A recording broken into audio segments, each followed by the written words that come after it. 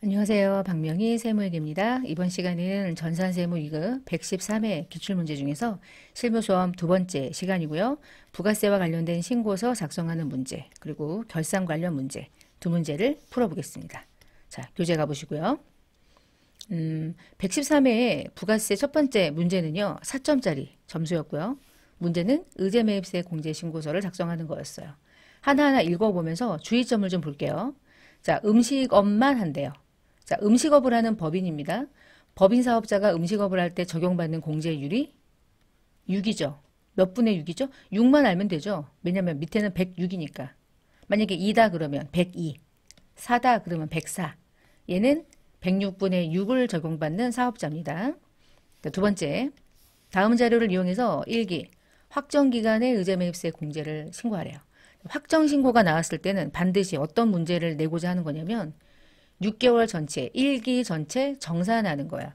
예정 때 매입한 것도 반영해서 이렇게 가는 거죠. 정산해야 되는구나. 그거 하나 보셔야 되고요. 그 다음에 이제 내가 매입하는 자료 중에 음식업자는 요거 나왔을 때 얼른 머릿속에서 이게 떠올라야지. 자, 김어부가 개인이죠. 농업인으로부터 매입하는 게 음식업 가능합니까? 불가능하죠. 자, 농업인으로부터 매입하는 게 가능한 대상자는 제조업만 가능하죠. 그래서 이 문제를 딱 봤을 때 여러분 문제지에다가 얘를 막 지워야지. 그치? 안 돼, 안 돼, 안 돼, 안 돼. 이건 입력하면 안 돼. 두 개만 공제받을 거야. 그 다음에 1기 예정 과표, 1기 확정 과표가 있어야 6개월 전체 기간 중에 이 전체 과표 중에 50%까지는 생닭이든 야채를 매입했을 때 공제 가능하죠. 50%를 초과하면 한도를 넘어갔기 때문에 공제를 안 해준단 말이에요. 자, 이것저것 뭐 고려할 게 많죠. 그러나 뭐 그렇게 어렵진 않을 거예요. 자, 그러면 이제 의제매입세 공제신고서를 4월부터 6월까지 기간을 여시고 입력부터 하겠습니다. 자, 먼저 은성이라는 거래처를 입력을 해볼게요. 자, 은성은요, 24년도 0410에 매입했고요. 증빙이 중요하죠. 계산서나 신용카드, 현금 영수증 중에 어떤 증빙이라도 우리가 신고할 수 있는 증빙을 반드시 받아야 돼. 다 받았네. 자, 계산서를 받았다. 물품은 야채다. 250개를 샀다. 매입액은 102만 원인데 일단 첫 번째 중요한 건 2냐 4냐 6이냐지. 그치? 얘는 106분의 6을 적용받습니다. 106분의 6.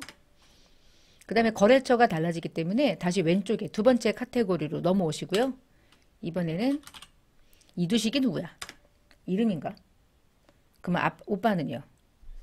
이이식, 이사식, 이호식 이건가? 자, 취득일자 24년도 0430. 그 다음에 얘가 받은 증빙은 신용카드 2번. 품목은 생닭 300마리 106분의 6. 요거 하나 체크. 됐어. 여기까지 일단 입력. 그리고 김어부는 무시. 난 제조업이 아니다. 음식업이다. 안 된다.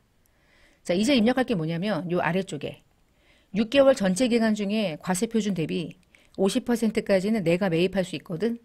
근데 그 금액을 초과하면 한도에 걸리거든. 이거죠. 예정때 과표를 줬습니다. 예정때 과표가 8,000이에요. 확정 과표는 9,500입니다. 그럼 이런 거죠. 전체 과표에서 1억 7,500에서 50%로 곱한 금액이 얘죠. 그럼 내가 닭이든 뭐든 285만 원은 당연히 들어오고 중요한 건 이거지. 얘하고 얘를 비교하는데 단기 매입액이라고 하는 이 단기라고 말하는 건 1월부터 6월 30까지 매입한 게 들어와야 되는데 지금 확정 기간에 내가 매입한 두 건을 입력했기 때문에 요 285만 원은 일단 들어온 거고 그러면 뭐만 더 들어오면 돼요. 예정 기간에 매입액만 들어오면 되겠죠? 자, 이 안에 들어오는 매입액은 예정 기간에 매입했던 것과 확정 기간에 매입한 걸 다 넣어야 되는데 확정 기간에 매입한 건 자동으로 반영되니까 예정 기간 동안에 매입한 것만 합산하면 돼요. 바꾸겠죠? 자, 그래서 이제 두 번째, 세 번째 자료가 뭐냐? 1기 예정 때 매입액을 줘야 되는데 의제 매입세액을 7만 5천 원 공제받은 걸 줬네. 자, 일단 이미 예정 신고 때 공제받은 금액이 7만 5천 원이래요. 여기다 넣으면 돼. 근데 문제는 얘만 있어야 돼요? 매입액도 있어야 돼요? 매입액도 있어야 되거든요. 저 이 매입액 안 준 거 처음 봤네요. 진짜로. 매입액을 주고요. 의제 매입세액을 나보고 계산하게끔 하는 경우는 있는데 이 113회 이 문제는 누가 냈을까? 이 문제를. 이거 문제라고 낸 거지. 그치? 어떻게든지 헷갈리게 하려고. 자, 우리가 중요한 건 이거네요. 의제 매입세액을요. 일기 예정 때 매입액이 있었겠죠? 근데 여러분 몇 분의 몇을 받았겠어요? 늘 똑같잖아. 106분의 6을 받았겠지. 그래서 75,000원이라는 의제 매입세액을 이미 예정 때 공제 받았는데 나한테 요걸 안 알려줬어? 그럼 내가 이거를 모르나? 어떻게 하면 돼요? 얘에서 얘를 곱해서 얘가 나왔으니까 다시 75,000원에서 얘를 나누면 얘가 나오겠죠. 자, 이렇게. 그래서 요 물음표에 있는 일기 예정 때 매입한 금액을 거꾸로 나누어서 계산하면 나오겠네요. 계산해보니까 132만 5천원이 나왔습니다. 그러면 이제 요 단기 매입액이라고 하는 건 예정과 확정을 더한 매입액을 넣어야 되니까 예정 때 매입했던 금액은 내가 알아냈어요. 132만 5천원으로 나왔고요. 확정 때 매입액은 이미 알고 있죠. 285만원. 그래서 단기 매입액은 수정하는 겁니다. 417만 5천원으로요. 지울게요, 이제. 자, 금액을 수정하는 거예요. 그럼 여러분 417만 5천원은 내가 매입할 수 있는 최대 한도에 들어가지도 않네. 그러면 얼마 다 받을 수 있어? 다 받을 수 있습니다. 417만 5천원은 다 공제 가능. 근데 공제율은 106분의 6. 그러면 전체 417만 5천원에 106분의 6. 1기 전체 기간으로 가면 23만 6,320원 받을 수 있는데 나 아까 보니까 예정 때 이 안에 있는 132만 5천원의 예정 매입액은 이미 예정 신고 때 7만 5천원 매입세 공제 받았죠? 그래서 결국엔 얼마를 공제받습니까? 이만큼을 공제받는 거죠. 그쵸?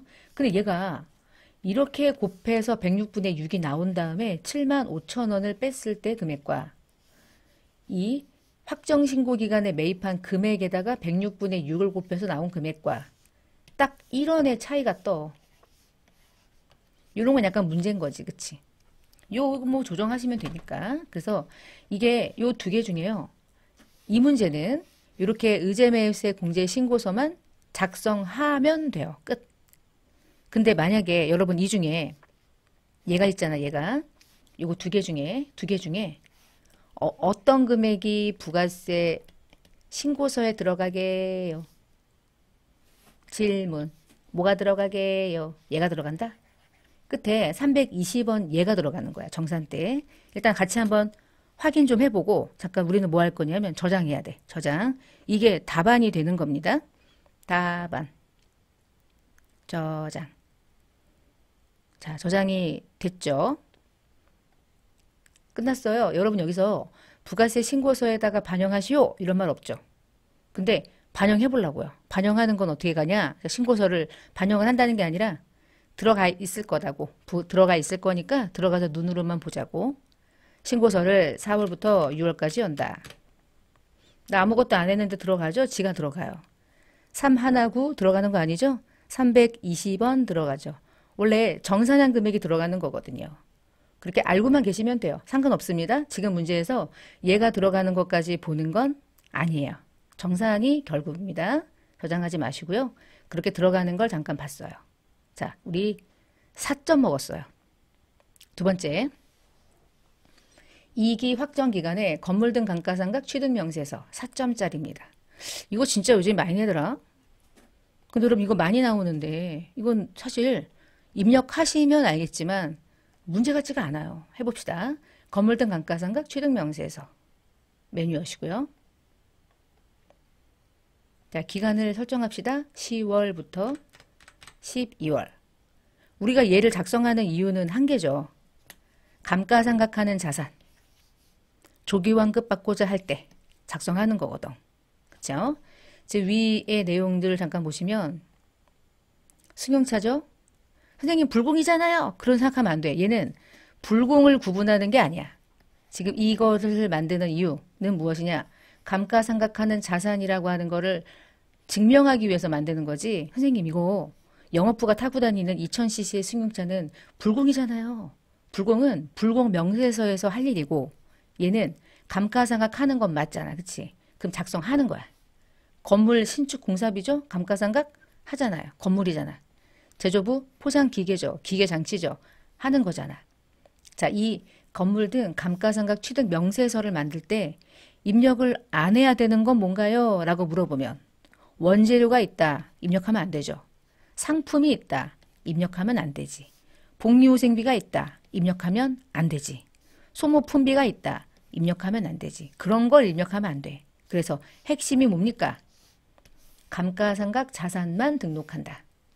감가상각 하잖아. 그치? 하잖아. 그러니까 다 그냥 때려 넣으면 답이야.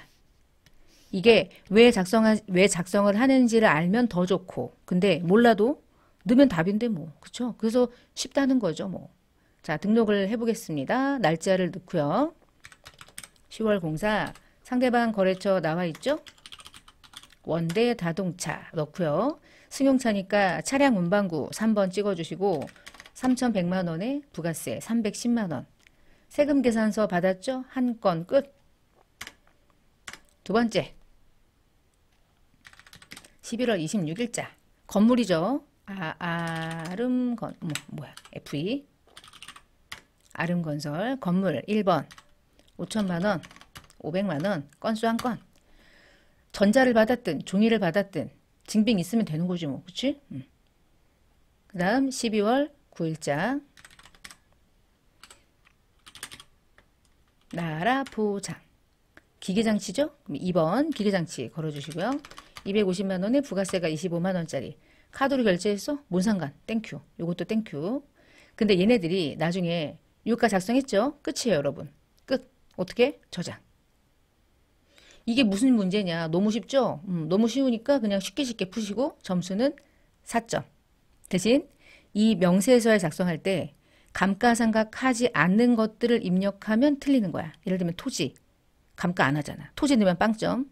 원재료 넣으면 빵점. 복리 넣으면 빵점. 소모품비도 빵점.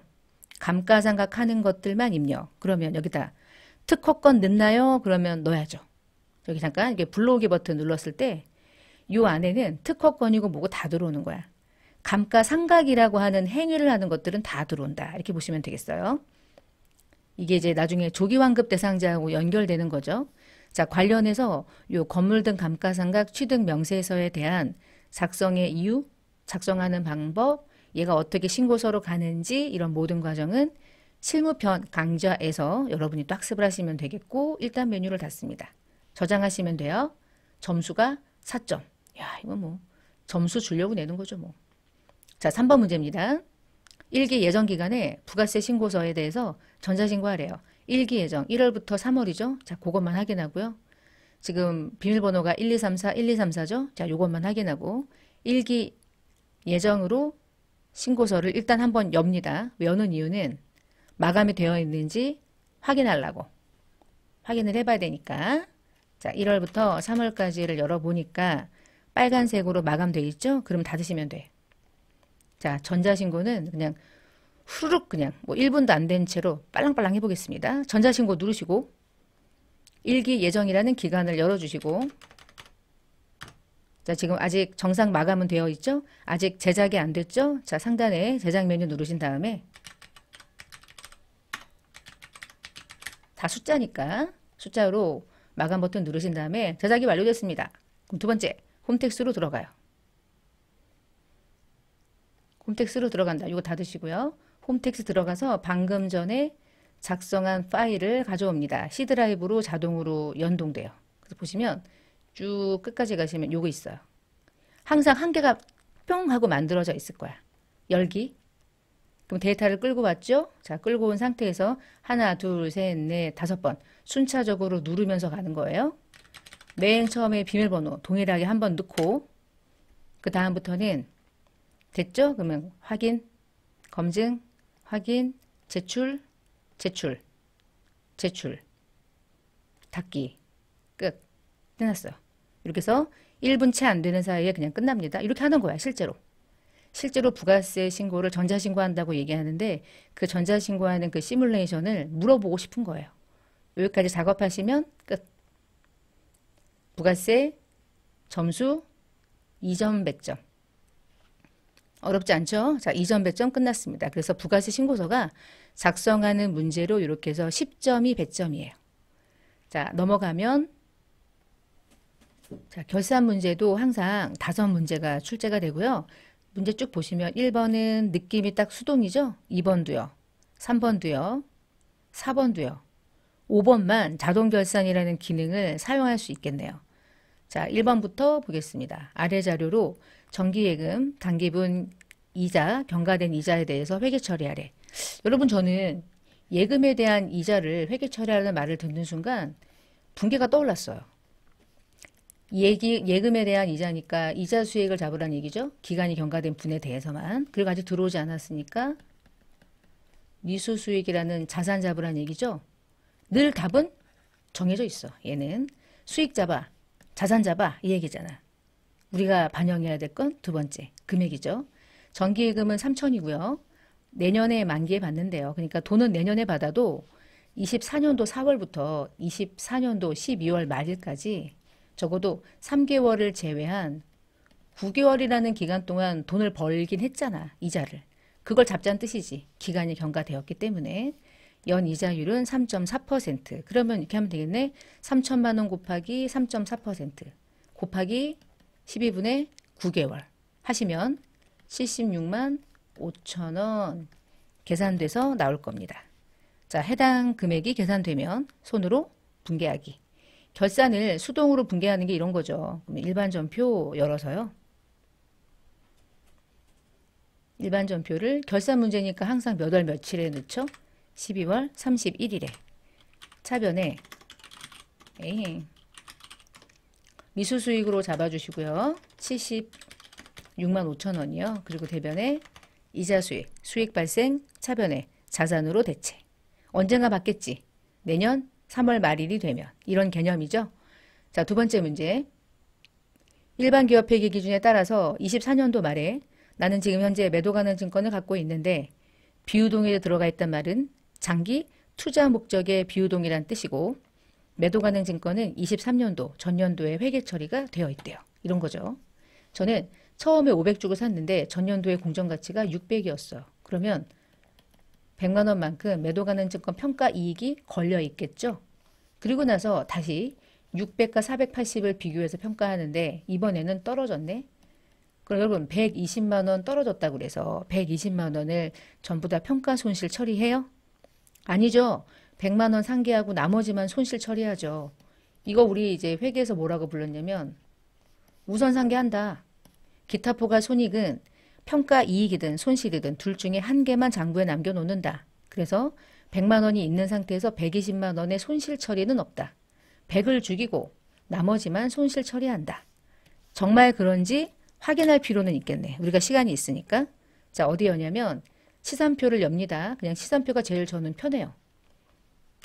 12월 말일자 기간 설정해서 짠 열어주시고요. 먼저 어디로 갔냐면 투자, 비유동의 투자에 매도 가능 증권이 정말 600이 있는지 확인. 600 있네. 그리고 얘가 코드가 몇 번에 걸려 있는지가 엄청 궁금하다. 그럴 때는 여기 상단에 계정 코드 누르면 코드가 앞에 보이죠? 178번의 매도 가능 증권이 600입니다. 그리고요.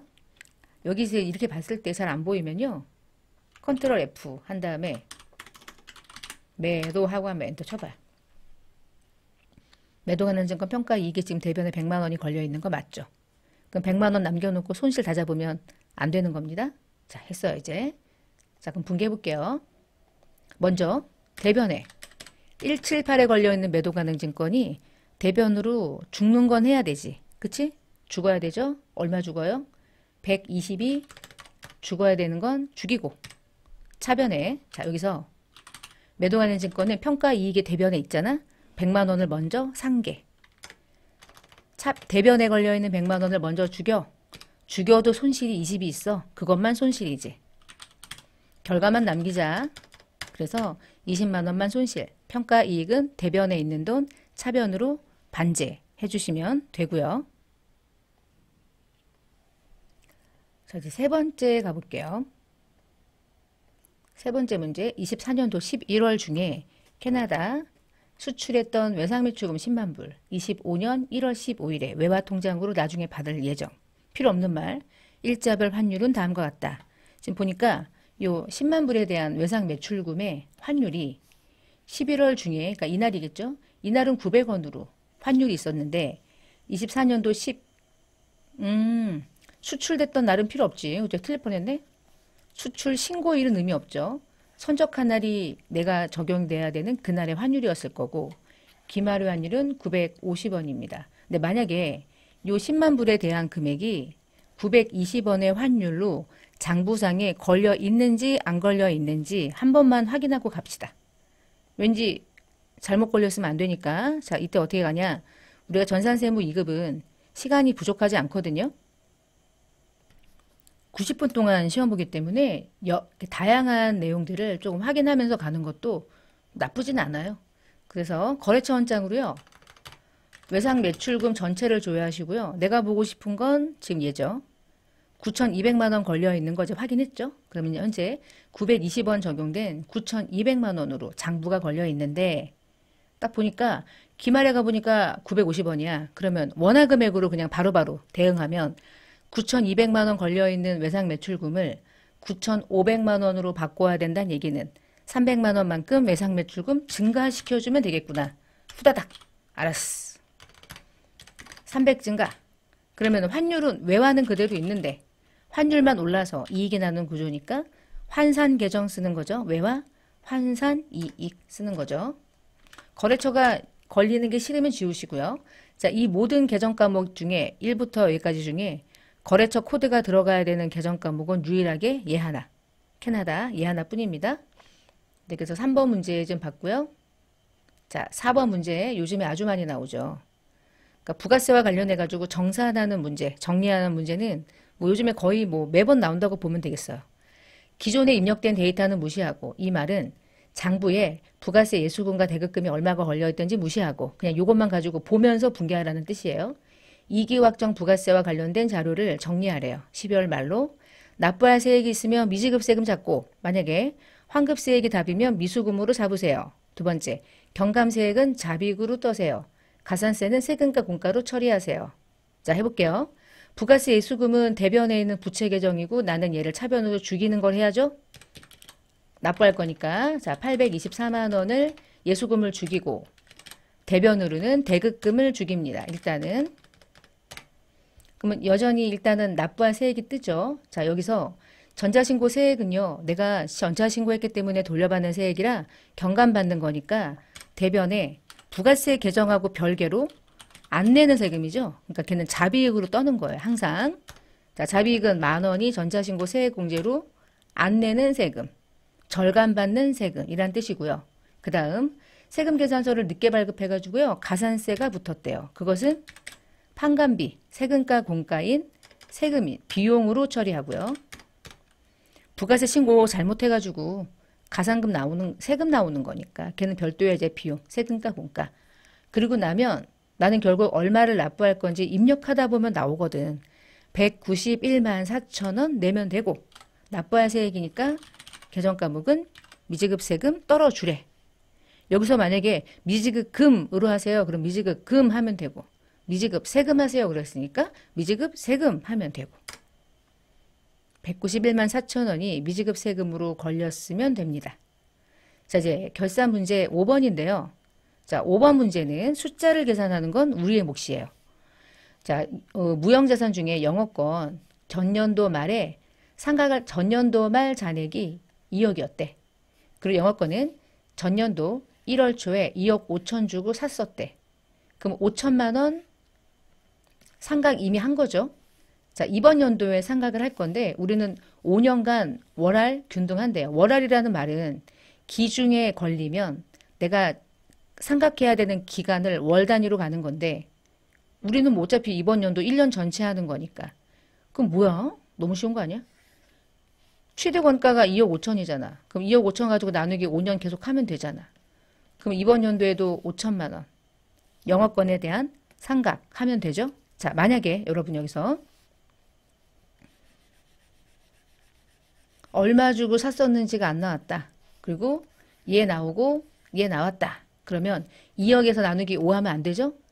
작년에 상각을 한번 하고 넘어왔다고 얘기하면 남아있는 이 2억에 대한 연도는 4년으로 나누어서 5천만 원 이렇게 금액을 구할 수 있어야죠.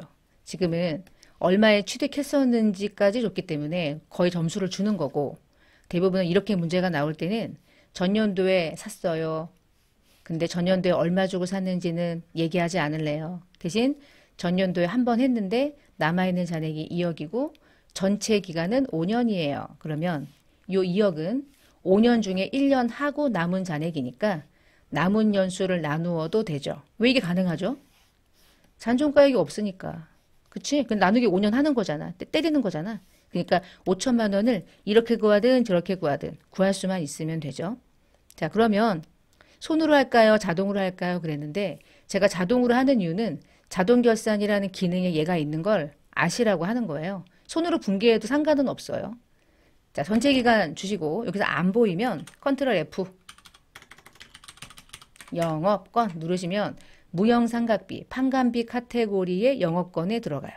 자, 갖다 놓으시고 이번 연도에 내가 상각해야 하는 금액 5천만 원을 입력합니다. 얘밖에 없잖아. 그러니까 얘만 딱 넣어. 그리고 얘 돌려. 전표 추가. 분개하시오. 그러면 얘가 자동으로 전표를 만들어주죠. 다시 일반 전표를 열었을 때 아까 열려있는 화면을 그대로 열면 안 되고요. 다시 조회 버튼을 누르셔야 영업권에 대한 분개가 화면에 보입니다. 무형자산 상각비 걸리면서 대변의 영업권 분개된 거 보이시죠? 자, 이렇게 결산 분개가 자동 결산이 있으니까 자동 결산도 여러분이 종종 써보시고 아니면 지금처럼 자동 결산하기 싫고 나는 차변에 얘 걸고 대변에 얘 거는 거 안다.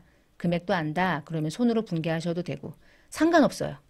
자동을 쓰든 수동을 쓰든 이 분개가 일반 전표 12월 31일자에 이 해당되는 전표가 입력이 되어 있기만 하면 그 자체만 정답이 되는 거니까. 위에 막 제품 죽고 매출원가 되고 제공품 죽고 제품 되고 막 이런 분개는 있어도 그만 없어도 그만이에요. 1, 2, 3, 4, 5번에 문제의 답만 있으면 됩니다. 자, 이렇게 해서 이번 시간에는 뒷부분에 문제 5번에 원천징수 관련된 문제를 빼고 부가세 신고서 작성하는 문제하고 결산 수정하는 분개까지 마무리해 보고요. 다음 시간에 원천징수 같이 보겠습니다. 마치겠습니다.